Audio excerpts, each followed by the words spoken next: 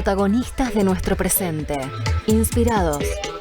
Nicole Becker, activista climática y cofundadora de Jóvenes por el Clima Argentina.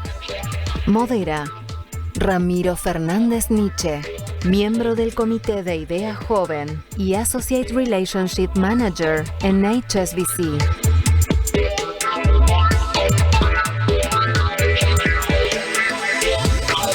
Bueno, estamos acá con Nikki Becker, activista climática y fundadora de Jóvenes por el Clima Argentina. Nikki, muchas gracias por estar acá con nosotros.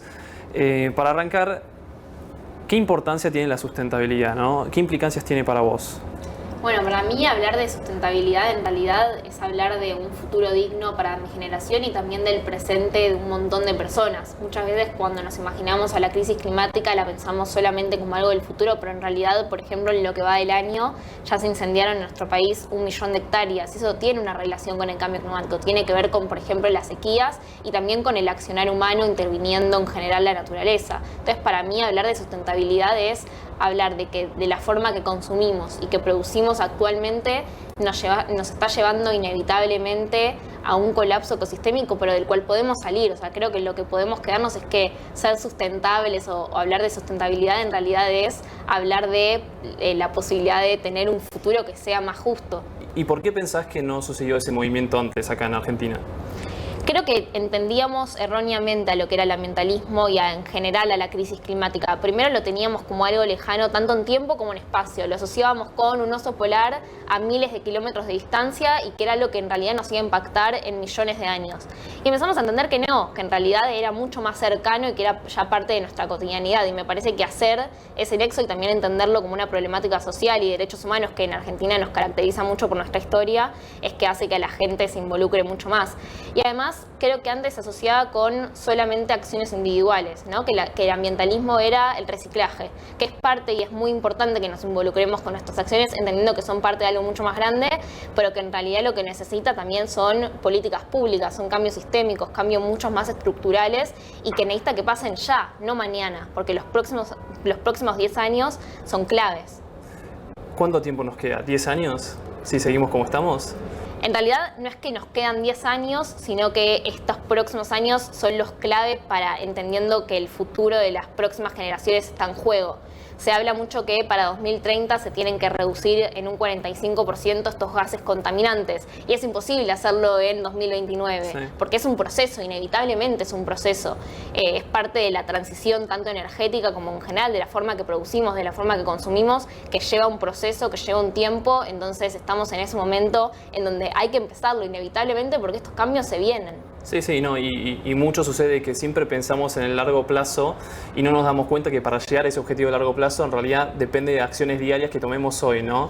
Hasta la actualidad se aumentó 1,1 grado comparado a la etapa preindustrial y según lo que dice el IPCC y según lo que dice el Acuerdo de París, que es el acuerdo en materia internacional a lo que un montón de países se comprometieron, casi todos de hecho, es a no superar los 2 grados y a mantenernos muy por debajo de los 1,5. Es decir, estamos muy cerca de superar lo que justamente el IPCC, los expertos de cambio climático, nos están diciendo. Y por eso también lo que dicen es que los próximos 10 años van a ser claves.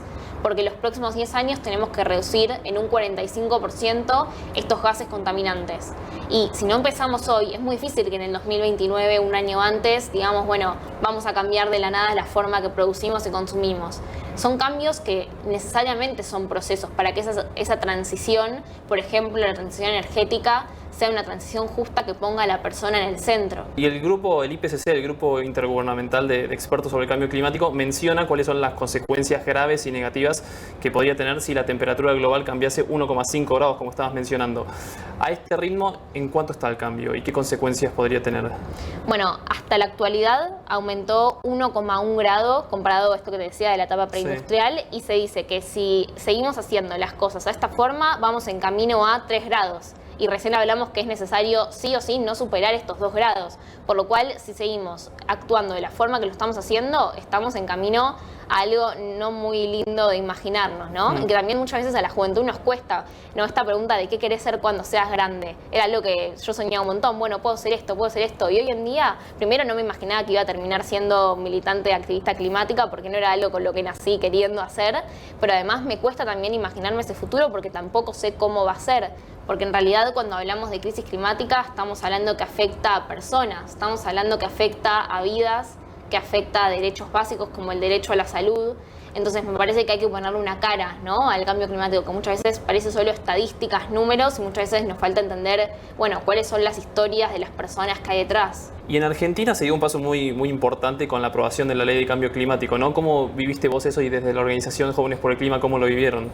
Bueno, ese momento fue muy emocionante, y fue emocionante no por el hecho de qué significa una ley, porque la esperanza no está en una ley, la esperanza no está en un presidente, ni en una persona, ni en quien sea, sino está en el movimiento. Y me parece que lo que mostró la aprobación, la sanción de esa ley, es que se aprobó por todo el movimiento, que fuimos en las calles y en diferentes oportunidades organizándonos, reclamando acción climática. Me parece que ese traslado de ese reclamo que se da tanto en las movilizaciones, pero también llevarlo al Congreso, es un paso muy positivo, que son de esas pequeñas victorias que nos agarra para seguir, porque el camino todavía que queda es largo. Sí, y hoy en día están impulsando y están motivando la ley de humedales, ¿no?, por esto de los fuegos que están ocurriendo.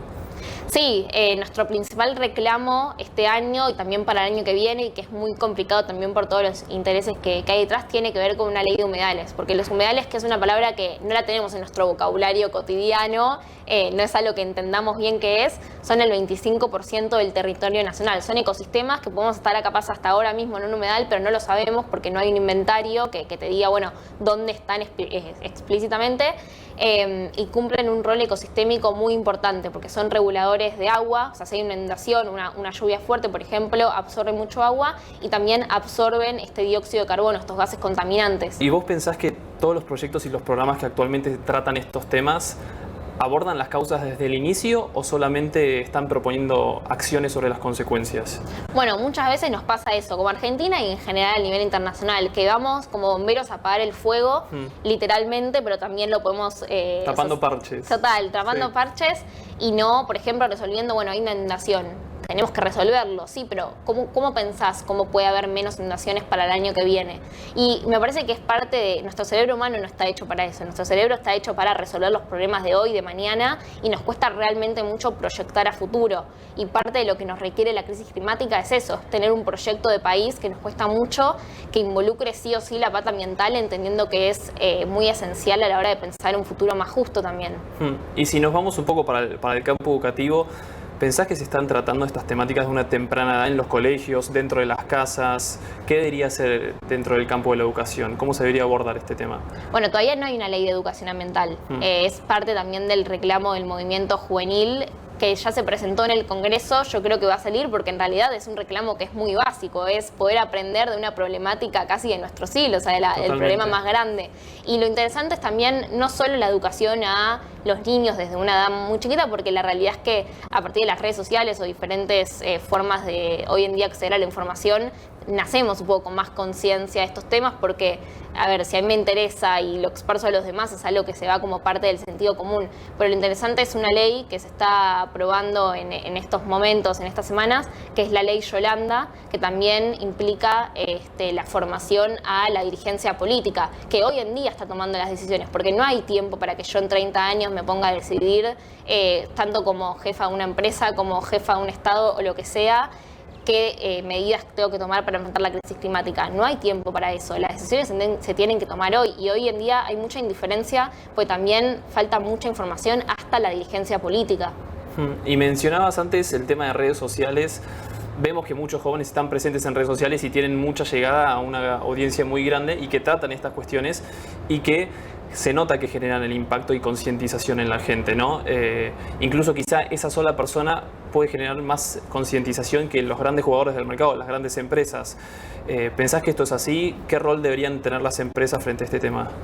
Me parece que hoy en día no estar incorporando la mirada ambiental tanto a tu empresa dentro del sector público y del sector privado es estar haciendo mal tu trabajo. Hay ejemplos en todo el mundo en donde la transición ya empezó y las empresas que no se suman a ese tren se quedan afuera. Hay grupos de accionistas que directamente ni siquiera invierten más en empresas que van en detrimento del ambiente. Entonces creo que pensar en tu modelo de negocio incorporando la mirada ambiental es ya una obligación. Totalmente. Y este año además estamos viviendo un contexto distinto, digamos, donde también hay nuevas modalidades de trabajo en las empresas, con más trabajo desde casa, que eso a la vez tiene ciertas consecuencias implícitas en lo que es el medio ambiente, ¿no? Porque de un día para el otro nos dimos cuenta que no necesitamos tanto papel para trabajar, donde hay menos transporte, menos vehículos yendo diariamente hacia las oficinas, entonces eso conlleva menos emisiones, pero es una consecuencia implícita y no necesariamente producida por el hecho de la concientización sobre el tema, ¿no? Que ahí en realidad donde hay una oportunidad muy grande. Bueno, ahí la palabra oportunidad me parece clave, porque muchas veces cuando pensamos en cómo abordar las problemáticas ambientales es un problema, es un costo, es una pérdida a nivel económica. Y no necesariamente, digo, hay todo también un mundo dentro de lo económico que se abre, por ejemplo, el mundo de las renovables, el mundo de las energías más limpias. Entonces creo que también hay que cambiar, y que eso lo tiene mucho hasta Biden, el nuevo presidente de Estados Unidos, en plantear a la crisis climática y al abordaje en realidad de la crisis climática como una oportunidad para crear nuevos empleos, para crear nuevas industrias. Me parece que con el modelo actual que tenemos, la pobreza sigue en pie tanto en Argentina como en el resto del mundo. Bueno, tenemos que animarnos a pensarla de forma distinta. Sí, un cambio de fondo, ¿no? ¿Quién te inspira? Creo que los que más me inspiran son mis propios compañeros con los que trabajo. Si pienso en una persona puntual, admiro mucho a Alexandra Ocasio-Cortez, que es una congresista de Estados Unidos, que básicamente la escucho y es como todo lo que dice está bien. Pero me inspira también por su forma de hacer política, que es una forma distinta, que me parece que también es parte del reclamo de la juventud, de incluir otras voces, ¿no? Que muchas veces la política y en general quienes decidieron las decisiones que impactan en nuestro ambiente eran hechas por un grupo muy pequeño de personas en pos de una gran mayoría. Me parece que eso tiene que cambiar, y Alejandra Ocasio-Cortez, al ser primero inmigrante y ahí siendo congresista en Estados Unidos y muy joven, de la más joven ahí en el Congreso, un poco encarna eso. Y si hoy en día tuvieses un rol público de toma de decisión en este ámbito, ¿cuál es la primera decisión que tomás? Una sola, es complejo. Yo creo que empezaría una transición en cuanto a lo energético. Me parece que eso es lo primero que hay que hacer, tanto en Argentina como en el resto del mundo. Creo que Argentina claramente no tiene la misma responsabilidad que la que tiene Estados Unidos o la que hoy en día tiene China. Pero me parece que igual sería un paso también, porque si hoy querés ser pionero en algo, si querés ser innovador, es meterte en ese mundo. Imagino también que hay muchas personas que están viendo y se están cuestionando todo este tema. ¿Y qué mensaje le terminarías diciendo como para bajar un poco a tierra, acción concreta, decir, bueno, ¿cómo puedo yo cambiar mi realidad? Yo creo que lo más importante es informarnos realmente, porque una vez que realmente entendés de qué se trata esto, vas a hacer lo imposible para que cambie. Vas a dejar de comer carne si eso es necesario, vas a cambiar tu forma de lo que haga tu empresa, vas a tomar X decisión, no importa. Lo vas a hacer porque lo entendés, y también eso lo podés expandir a los demás, porque no todos tampoco la tienen, ¿no? Esta información que a veces parece tan fácil, pero en realidad no es tan fácil de entender a veces, ¿no? Esta problemática, por ejemplo, de derechos humanos con ambiente. Bueno, esas cosas hay que charlarlas, hay que expandirlas. Entonces me parece que lo primero que hay que hacer es eso, después replantearnos, incomodarnos. Si estamos cómodos, posiblemente estemos haciendo algo mal. Me parece que esos son los pasos, y también involucrarnos tanto yendo a marchas, siguiendo a personas que hablan del tema, leyendo sobre el tema, hablando sobre el tema. Me parece que esa es la forma de entendernos, porque la salida inevitablemente es colectiva. Bueno, muchas gracias, Nikki, por acompañarnos. Un placer tenerte. Volvemos al estudio.